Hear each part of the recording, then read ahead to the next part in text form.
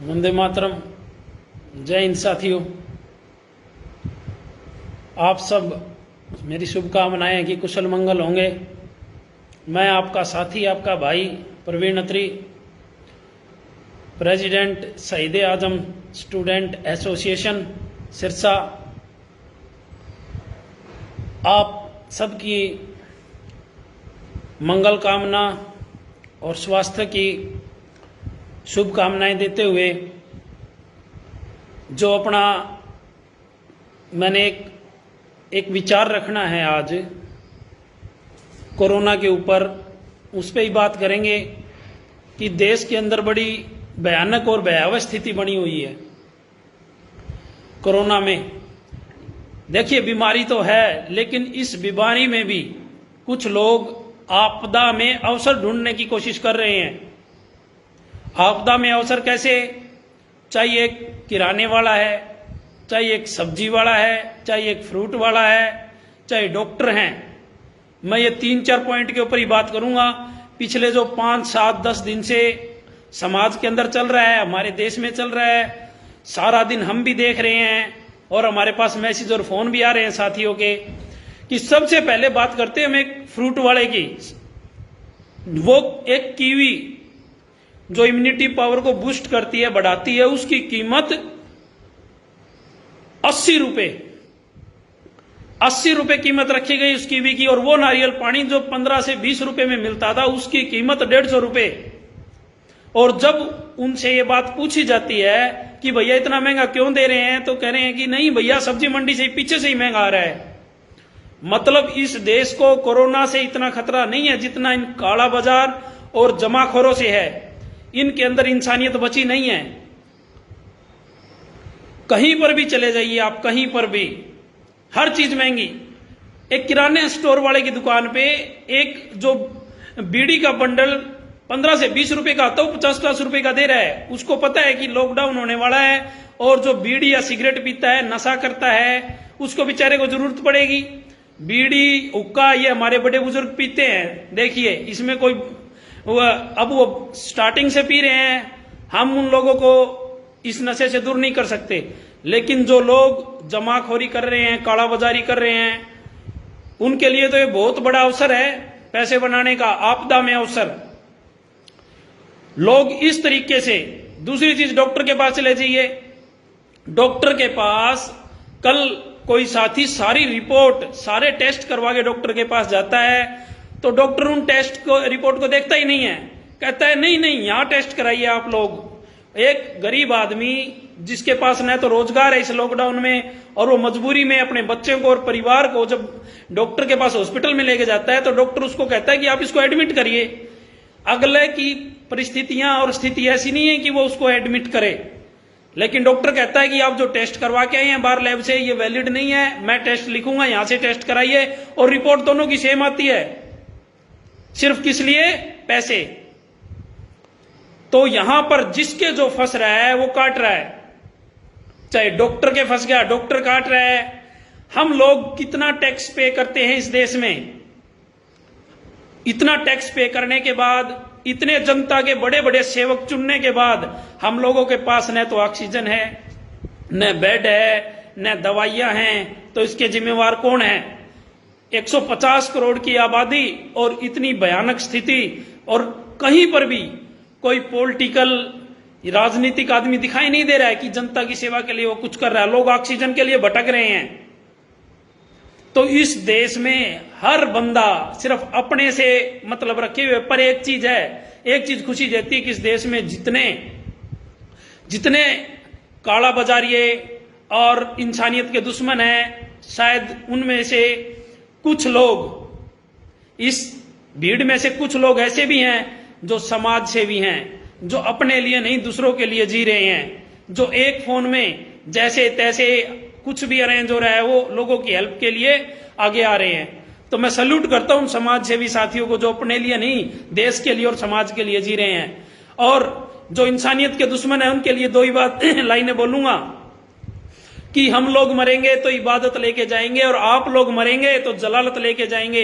आज किसी के दूसरे के घर में चिता जल रही है, किसी दूसरे के घर में कोई बीमार है, तो वो ज्यादा टाइम दूर नहीं है कि आपके घर में भी ऐसी स्थिति बनेगी, क्योंकि ऊपर वाले के घर देर है अंधेर नहीं। एक मजबूर आदमी को इतना लूटा जा रहा है, चाहे वो डॉक्टर है, किराना स्टोर है, सब्जी वाला है, एम्बुलेंस का ड्राइवर, 5 किलोमीटर जाने के लिए एम्बुलेंस का ड्राइवर 6 से 10 हजार रुपए मांग रहा है। क्या उन्होंने भगवान को जान नहीं देनी? क्या वो इस देश के नागरिक नहीं है? और उन शहीदों की और क्रांतिकारियों की आत्मा आज कितनी दुखी होगी जिन्होंने इस देश की आजादी के लिए अपना बलिदान दिया था। क्या सोच के देश आजाद कराया था, क्या सोच के हम लोग वोट देते हैं। अब की बार कोई वोट मांगने आए तो आप लोग पूछिएगा कि हम किसी धर्म के, किसी जाति के, किसी मंदिर मस्जिद के नाम पर वोट नहीं देंगे। हमें हॉस्पिटल चाहिए, हमें फैसिलिटी चाहिए हमारे बच्चों के लिए, हमारे भविष्य के लिए। लेकिन एक भी ये जोनी सोनी भाई कह रहे हैं कि अब चुनाव करवा दो, हर घर ऑक्सीजन पहुंचा देंगे ये कुत्ते। बिल्कुल सही बात है, बिल्कुल सही बात है भाई साहब। इलेक्शन आएंगे, देखिए इलेक्शन साल 2 साल बाद आएंगे, ये लोग हमारे घरों में आएंगे। इनसे यही पूछना है कि जब देश मर रहा था और लोग सड़कों पर दम तोड़ रहे थे, शमशान घाट में लाइन लगी हुई थी, उस टाइम आप कहां थे? हमारे एमपी, एमएलए, जो बड़े नेता हैं, जो अपने आप को ये कहते हैं कि हमें एक बार चुनिए, हम जनता की सेवा करेंगे, अब मौका है जनता की सेवा करने का। कितने लोग अब सेवा कर रहे हैं। सोचिए अगर ये लोग जो आज विधायक और एमपी हैं या बड़े बड़े पद के ऊपर बैठे हैं, आज ये कुछ नहीं कर रहे हैं, या जो बीजेपी और कांग्रेस, इनेलो, जो भी पार्टियां हैं उनके बड़े पदाधिकारी, उनमें से कितने लोग हमारे साथ काम कर रहे हैं। कुछ एक लोग हैं, उनको हमारा सल्यूट भी है। और उन लोगों के साथ राजनीतिक टाइम में भी और बिना राजनीतिक टाइम में भी हम लोग उनके साथ खड़े हैं, उनका सहयोग देंगे, जो आज जनता और देश की सेवा कर रहे हैं। तो देश में बड़ी भयानक स्थिति है, पर कुछ लोग ऐसे हैं जो समाज सेवा कर रहे हैं। बहुत सारे साथी, जो यूथ है हमारा, बहुत सारे अलग अलग समाज सेवी संस्थाएं अपनी अपनी तरह से सेवा कर रहे हैं। पर जो चीज जैसे ऑक्सीजन है, बेड है, वो कोई भी समाज सेवी संस्था उपलब्ध नहीं करवा पा रही है। और सिरसा के अंदर तो जो ऑक्सीजन है उसका सारा चार्ज डीसी साहब ने ले लिया है कि अगर कोई आदमी बीमार है, उसको ऑक्सीजन की जरूरत है, तो पहले डीसी ऑफिस में फोन करे, डीसी साहब से परमिशन ले, उसके बाद ऑक्सीजन मिलेगी। कमाल का लोकतंत्र, प्रशासन तंत्र है इस देश का कि हम समझ नहीं पा रहे कि एक आदमी जो किसी बीमार व्यक्ति को लेके आ रहा है, वो उस आदमी के पास रुके, उसकी देखभाल करे या परमिशन लेने जाए। जो होगा देखा जाएगा। ये देश भगवान भरोसे है, पर हम लोग कर्म कर रहे हैं अपनी तरह से। हम लोग हर गरीब, जरूरतमंद, बीमार और मजबूर आदमी के साथ खड़े हैं। हमारी संस्थाएं उनके साथ खड़ी हैं। और ये देश उन समाज सेवी और दूसरों के लिए जीने वाले लोगों के सहारे ही चल रहा है। नहीं तो मैं एक निवेदन और करूंगा, जितने बड़े बड़े रिजोर्ट, स्कूल बंद पड़े हैं, जो पैलेस बनाए हुए हैं, मैरिज हॉल, उन सबको आप कन्वर्ट कर दीजिए कोविड सेंटर में। वहां पर बेड लगाइए, वहां पर ऑक्सीजन उपलब्ध करवाइए, क्योंकि देश के अंदर परिस्थिति बड़ी भयानक है। और हमें जरूरत है आज सब तरह समाज का हर वर्ग, हर व्यक्ति अपनी जिम्मेवारी समझे। और अब आगे अगर देश के अंदर लॉकडाउन लगता है, अगर पूर्ण रूप से देश में लॉकडाउन लगेगा, तो मैं एक सभी जरूरतमंद लोगों को एक विश्वास दिलाता हूं अपनी तरफ से कि हमारे साथी, हमारी सभी संस्थाएं, हमारी टीम आपकी सेवा के लिए, आपकी मदद के लिए तैयार हैं। लेकिन आप भी हौसला रखिए, अपनी तरफ से हर एक दूसरे की मदद कीजिए, क्योंकि हर जगह प्रशासन और तंत्र नहीं पहुंच पाता। इसलिए कम से कम हम एक दूसरे की इंसानियत के नाते मदद करें, और ये जो जमाखोर हैं, काला बाजारी कर रहे हैं, इनके खिलाफ आवाज उठाएं। क्योंकि वो एक फिल्म का डायलॉग भी है ना कि एक दिन तुम्हारी ये नामर्दानगी इस देश की बर्बादी का कारण बनेगी।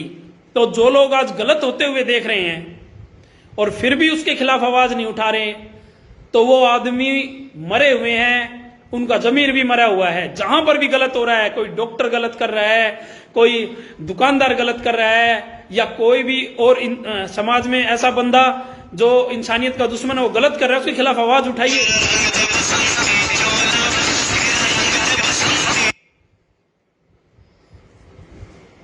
तो साथियों, मैं तो सभी साथियों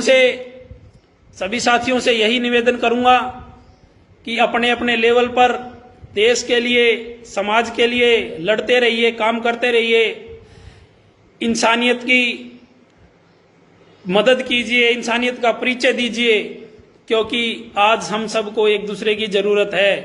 हो सकता है कि आज मेरे को आपकी जरूरत है, कल आपको मेरी जरूरत हो। ये राजनीतिक लोग कोई किसी का नहीं है।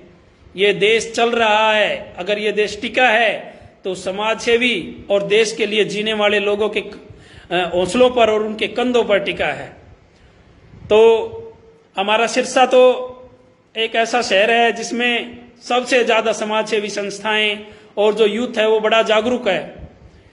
तो सभी साथियों से निवेदन करते हुए कि जो गलत कर रहे हैं उनके खिलाफ आवाज बुलंद करिए और एक दूसरे का सहयोग करिए, और हॉस्पिटल्स में भी जो ऑक्सीजन की कमी हो रही है, जिस साथी से जो बन पड़ रहा है वो मदद कीजिए, किसी की आर्थिक रूप से मदद कीजिए, सामाजिक रूप से कीजिए।